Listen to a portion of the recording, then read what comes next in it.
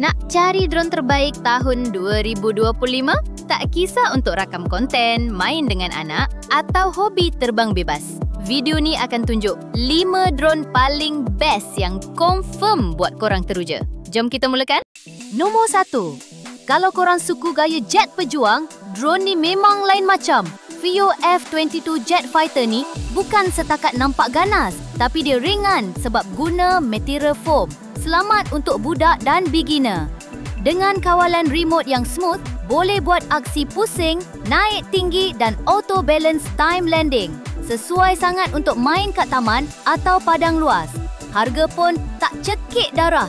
Memang feeling Top Gun bila terbangkan drone ni. Anak happy, bapak pun lagi happy.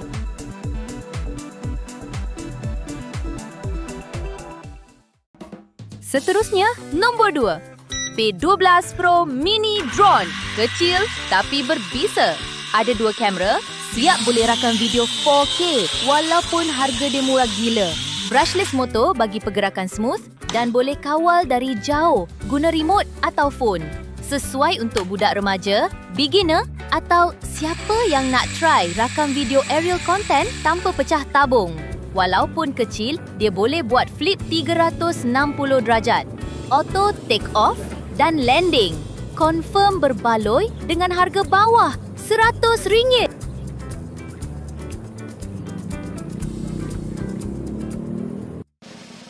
Nombor 3. Kalau korang serius sikit nak buat rakaman stabil dan cun, ini dia XT5 drone. Dilengkapi dengan EIS, Electronic Image Stabilization. Rakaman jadi steady walaupun tengah terbang tinggi. Ada 4K 2 kamera siap dengan GPS positioning. Jadi kalau hilang signal, dia auto balik ke tempat asal. Fungsi one key return dan follow me mode pun ada. Senang nak buat content travel, vlog atau rakam momen special. Boleh tahan lama dan nampak profesional. Untuk yang nak level naik sikit dari beginner, inilah pilihan dia.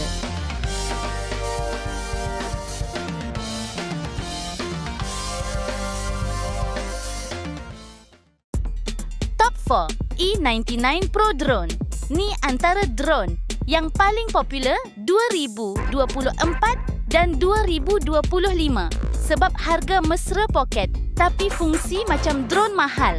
Ada HD dual camera, boleh guna FPV, first person view, terus dari smartphone.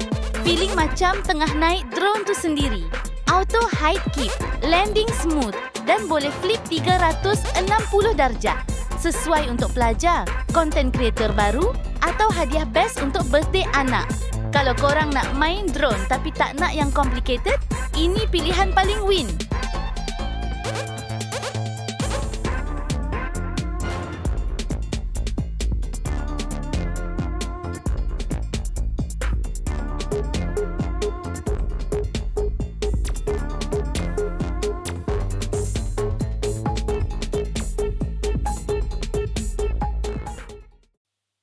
Last but not least, drone paling power dalam senarai ni, DJI Neo.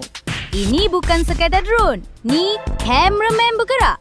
Dengan fungsi AI subject tracking, dia boleh ikut korang jalan, jogging, naik basikal, semua dia rekod automatik. Ada quick shots untuk rakaman sinematik, ringan dan boleh take off dari tapak tangan je. Sangat sesuai untuk content creator, traveller atau siapa yang nak video nampak pro tanpa perlu kru. DJI memang nama besar dalam dunia drone dan Neo ni memang padat dengan teknologi terkini. So, itu dia 5 drone paling best untuk tahun ni. Mana satu pilihan korang? Komen kat bawah. Jangan lupa like and subscribe kalau nak lagi video tag menarik. Sampai jumpa dalam video seterusnya.